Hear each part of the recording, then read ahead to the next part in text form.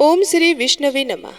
पापकुंसा एकादशी को साल भर के सभी महत्वपूर्ण एकादशियों में से एक माना जाता है, क्योंकि इस दिन उपवास रखने से भक्तों को उत्तम स्वास्थ्य, धन और अन्य सभी सांसारिक सुखों की प्राप्ति होती है।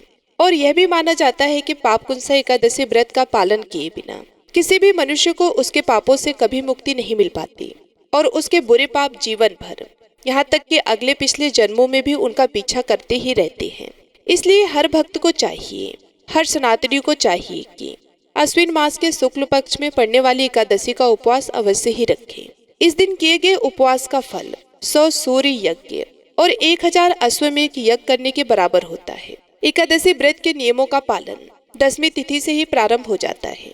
इस दिन सूर्यास्त से पहले सिर्फ शुद्ध सात्विक भोजन किया जाता है और एकादशी के अंत तक, यानी कि द्वादशी तिथि तक आपका उपवास फिर जारी रहता है।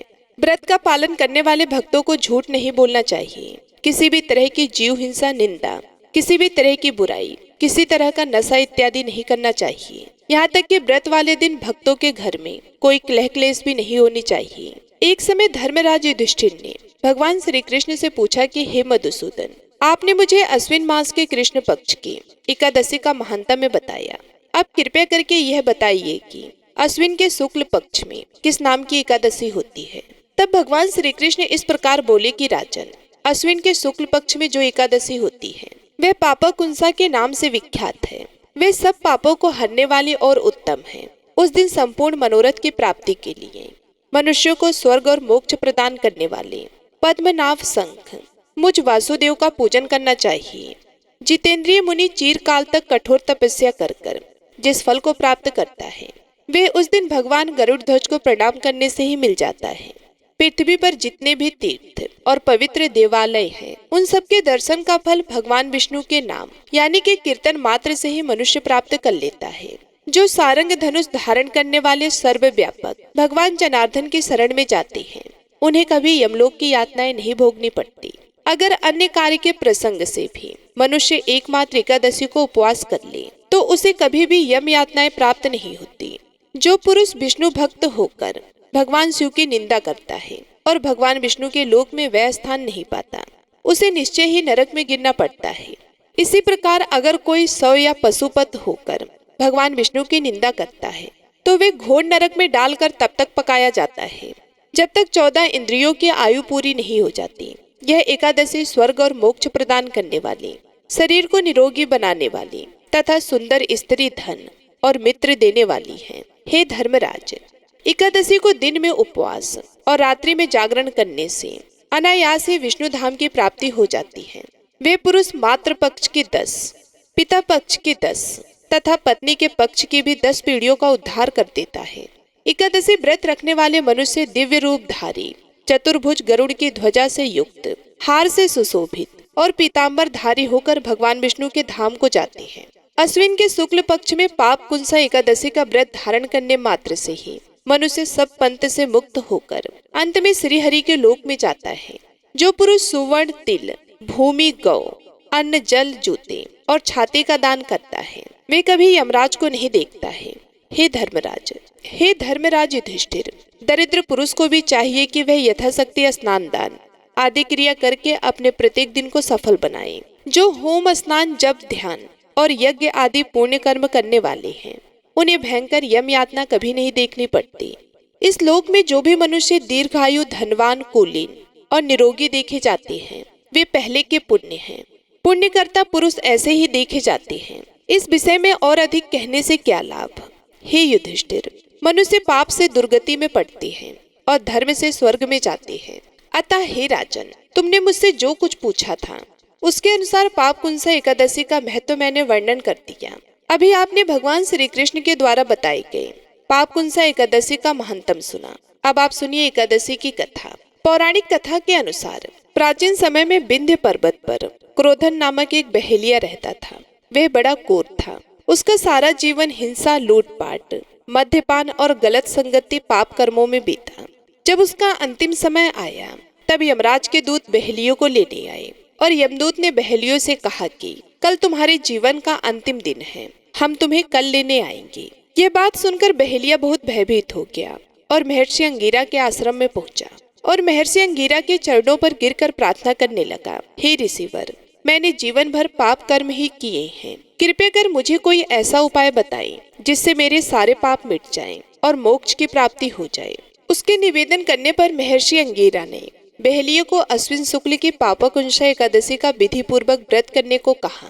तब महर्षि अंगीरा के कहे अनुसार उस बहेलिये ने पापकुंसा एकादशी का व्रत आने पर एकादशी का व्रत रखा। अश्विन मास के शुक्ल पक्ष की एकादशी के दिन ही पापकुंसा एकादशी का व्रत रखा जाता है। बहेलिये ने विधि विधान से इस दिन भगवान विष्णु का पूजन किया और निराहार रहकर व्रत रखा, रात्रि भर जागरण किया और अगले दिन द्वादशी तिथि को शुभ मुहूर्त में व्रत का पालना किया। तब भगवान विष्णु की कृपा से वे बहेलिया सारे पापों से छुटकारा पा लिया और इस व्रत पूजन के बल से भगवान की कृपा से वे विष्णु लोक को गया। जब यमराज के यमदूत ने इस चमत्कार को देखा तो वे बहेलियों को बिना लिए ही यमलोक वापस लौट गए। पापकुंसा एकादशी के प्रताप के कारण बहेलिये के सभी पाप मिट चुके थे। यमदूत को खाली हाथ यमलोक जाना पड़ा और वे बहेलिया स्वर्गलोक से आए हुए दिव्य विमान पर बैठकर भगवान विष्णु के धाम को चला गया। एकादशी के दिन भगवान विष्णु के साथ साथ 11 माता की भी पूजा करनी चाहिए, क्योंकि एकादशी का नाम 11 माता के नाम से ही पड़ा है और एकादशी को 11 व्रत के नाम से भी जानते हैं। भगवान विष्णु के साथ साथ जिस घर में 11 माता की पूजा होती है उस घर में सदा समृद्धि बनी रहती है, उस घर में संतानों की सदा रक्षा होती है।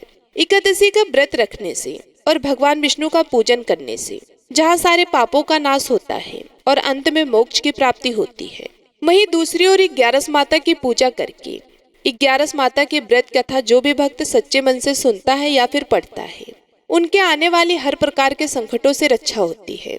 11 माता स्वयं उनकी रक्षा करती है।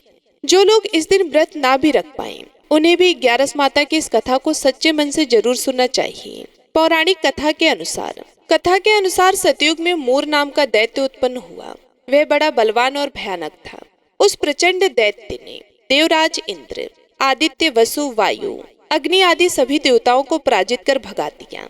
तब देवराज इंद्र सहित सभी देवताओं ने भयभीत होकर भगवान शिव से सारा वृतांत कहा और देवतागण कहने लगे कि हे कैलाशपति, मोर दैत्य से भयभीत होकर हम सभी देवतागण मृत्युलोक में फिर रहे हैं। हे महादेव, हम सभी पर बड़ा भारी संकट आन पड़ा है, कृपया हमारी रक्षा कीजिए। देवतागणों की बात सुनकर तब भगवान शिव इस प्रकार बोले, हे देवताओं, तीनों लोकों के स्वामी, भक्तों के दुखों का नाश करने वाले भगवान विष्णु की शरण में जाओ, वे ही तुम्हारे दुखों को दूर कर सकते हैं। महादेव के ऐसे वचन सुनकर सभी देवता क्षीर सागर में पहुंचे।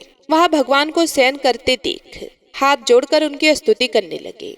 स्तुति करते हुए देवतागण इस प्रकार कहने लगे कि हे देवताओं द्वारा स्तुति करने योग्य परम प्रिय प्रभु, आपको बारंबार नमस्कार है। देवताओं की रक्षा करने वाले मधुसूदन, आपको हमारा नमस्कार है। कृपया आप हमारी रक्षा करें। दैत्यों से भयभीत होकर हम सब इस समय आपकी शरण में हैं। देवराज इंद्र सहित देवताओं के ऐसे वचन सुनकर भगवान विष्णु कहने लगे कि हे इंद्र, ऐसा मायावी दैत्य कौन है जिसने सभी देवताओं को जीत लिया है? उसका नाम क्या है? उसमें कितना बल है और वे किसके आश्रम में है? उसका स्थान कहाँ है? यह सब मुझसे बताओ। भगवान के ऐसे वचन सुनकर देवराज इंद्र कहने लगे कि हे प्रभु, प्राचीन समय में नाड़ीजंग नाम का एक राक्षस था। उसके महापराक्रमी और लोक विख्यात मूर नामक एक पुत्र हुआ। उसके चंद्रावती नाम की नगरी है। उसी ने सब देवता गणों को निकालकर इस समय वहां अपना अधिपत्य जमा लिया है। उसने इंद्र, अग्नि, वरुण, यम, वायु आदि सभी देवताओं को उनके अधिकार से वंचित कर दिया है। हे प्रभु, उस दैत्य का अत्याचार तो इतना अधिक बढ़ चुका है कि वे स्वयं ही सूर्य बनकर प्रकाश करता है, स्वयं ही मेघ बन बैठा है और सबसे अजय हो गया है। हे असुर निकंदन, उस दुष्ट को मारकर हम देवता गणों को अजय बनाइए। ऐसा वचन सुनकर भगवान ने कहा कि हे देवताओं, परेशान ना हो, मैं शीघ्र ही उसका संहार करूंगा। तुम सब इस समय चंद्रावती नगरी में जाओ। इस प्रकार कहकर भगवान विष्णु सहित सभी देवताओं ने चंद्रावती नगरी की ओर प्रस्थान किया। उस समय मूर सेना सहित युद्ध भूमि में गरज रहा था। उसकी भयानक गर्जना सुनकर सभी देवतागण भय के मारे चारों दिशाओं में भागने लगे। जब स्वयं भगवान विष्णु रणभूमि में आए तो दैत्य उन पर भी अस्त्र शस्त्र आयुध लेकर दौड़े। भगवान ने तब उन्हें सर्फ के समान अपने बाड़ों से भीन डाला। बहुत सारे दैत्य इस प्रकार मारे गए, केवल मूर ही बचा रहा। वे अविचल भाव से भगवान के साथ निर्भय होकर युद्ध करता रहा। भगवान जो भी तीक्ष्ण बाण उसे मारने के लिए चलाते, उसके लिए वह पुष्प बाण सिद्ध हो जाते। यहाँ तक कि भगवान से युद्ध करते समय उसका सारा शरीर छिन्न भिन्न हो गया, किंतु वे लगातार युद्ध करता रहा और फिर दोनों के बीच मल्ल युद्ध भी हुआ। 100,000 वर्षों तक इस प्रकार कहा जाता है कि उनका युद्ध चलता रहा, किंतु मूर नहीं हारा और ना ही थका। मूर से कई वर्षों तक लगातार युद्ध करने और युद्ध में थकने के साथ ही अपनी माया रचाने के लिए भगवान विष्णु बद्रिका आश्रम में चले गए। वहाँ हेमवती नाम की सुंदर गुफा थी, उसमें विश्राम करने के लिए भगवान उसके अंदर प्रवेश कर गए। वे गुफा 12 योजन लंबी थी और उसका केवल एक ही द्वार था। विष्णु भगवान वहाँ योगी निद्रा की गोद में सो गए। देखते ही देखते मूर भी उनके पीछे आ गया और भगवान को सोया हुआ देखकर उन्हें मारने के लिए तैयार हुआ। तभी भगवान के शरीर से उज्जवल कांति में रूप वाली देवी प्रकट हुई। देवी ने जब अपने सामने मूर नाम के दैत्य को युद्ध करने के लिए तत्पर देखा तो उसे युद्ध करने के लिए ललकारा। तब देवी ने मूर दैत्य से युद्ध किया और उसे तत्काल मौत के घाट उतार दिया। उधर जब भगवान विष्णु योग निद्रा की गोद से उठे तो उन्हें सारी बातें ज्ञात हुई। सब बातों को जानकर भगवान विष्णु देवी से कहने लगे कि देवी, आपका जन्म एकादशी के दिन हुआ है, अतः आप 11 माता के नाम से पूजित होगी और आपके भक्त भी वही होंगे जो मेरे भक्त हैं। 11 के दिन अर्थात एकादशी के दिन जो भी भक्त सच्चे मन से मेरी पूजा करने के साथ साथ तुम्हारी भी पूजा करेगा, उसके घर में कभी भी अकाल मृत्यु नहीं होगी और हर आने वाले संकट में भी परिवारजनों की रक्षा हो सकेगी। ऐसा कहकर भगवान विष्णु अंतर्ध्यान हो गए। आइए अब हम सभी मिलकर प्रेम से एकादशी माता की आरती को गाते हैं। ओम जय एकादशी माता मैया, जय एकादशी माता। विष्णु पूजा व्रत को धारण करे, विष्णु पूजा व्रत को धारण करे, शक्ति मुक्ति पाता। ओम जय एकादशी माता। तेरे नाम गिनाऊं देवी, भक्ति प्रदान करिनी मैया, भक्ति प्रदान करिनी। गड़े गौरव को देनी माता, गड़े गौरव की देनी माता, शास्त्रों में वरनी। ओम जय एकादशी माता। मार्गशीर्ष के कृष्ण पक्ष की उत्पन्ना, बेश्वेतारणी जनमी मैया, बेश्वेतारणी जनमी। शुक्ल पक्ष में हुई मोक्षदा, शुक्ल पक्ष में हुई मोक्षदा, मुक्ति दाता बन आई। ओम जय एकादशी माता। पौष के कृष्ण पक्ष की सफला नाम के है मैया, सफला नाम के है। शुक्ल पक्ष में होय पुत्रेदा, शुक्ल पक्ष में होय पुत्रेदा, आनंद अधिक रहे। ओम जय एकादशी माता। नाम षष्ठ तिला माघ मास में कृष्ण पक्ष आवे मैया, कृष्ण पक्ष आवे। शुक्ल पक्ष में जया कहावे, शुक्ल पक्ष में जया कहावे, विजय सदा पावे। ओम जय एकादशी माता।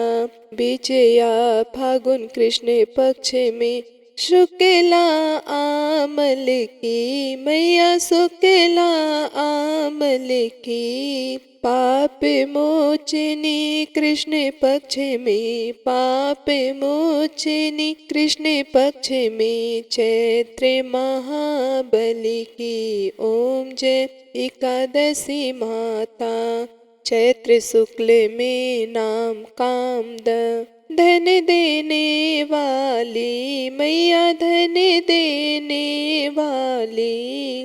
नाम वरुथिनी कृष्ण पक्ष में, नाम वरुथिनी कृष्ण पक्ष में, बैसाख माहवाली ओम जय एकादशी माता। शुक्ल पक्ष में होय मोहिनी, अपरा ज्येष्ठ कृष्ण पक्षी मैया, अपरा ज्येष्ठ कृष्ण पक्षी। नाम निर्जला सब सुख करनी, नाम निर्जला सब सुख करनी, शुक्ल पक्ष रखी ओम जय एकादशी माता। योगिनी नाम आषाढ़ में जानो, कृष्ण पक्ष करनी मैया, कृष्ण पक्ष करनी। देवसैनी नाम कहावे, देवसैनी नाम कहावे, शुक्ल पक्ष धरनी ओम जय एकादशी माता। कामिका श्रवण मास में आवे, कृष्ण पक्ष कहिए मैया, कृष्ण पक्ष कहिए। श्रवण शुक्ल होय पवित्रा, श्रवण शुक्ल होय पवित्रा, आनंद से रहिए ओम जय एकादशी माता। आजा भाद्रपद कृष्ण पक्ष के, परिवर्तनी शुक्ला मैया, परिवर्तनी शुक्ला। इंद्रा अश्विन कृष्ण पक्ष में व्रत से, इंद्रा अश्विन कृष्ण पक्ष में व्रत से, भव सागर निकला ओम जय एकादशी माता।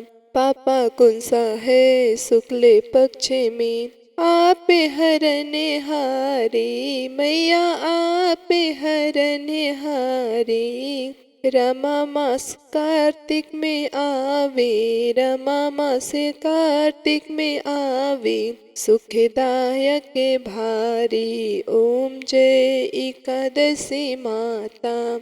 देवोत्थान शुक्ल पक्ष की, दुख ना सके मैया, मैया दुख ना सके मैया।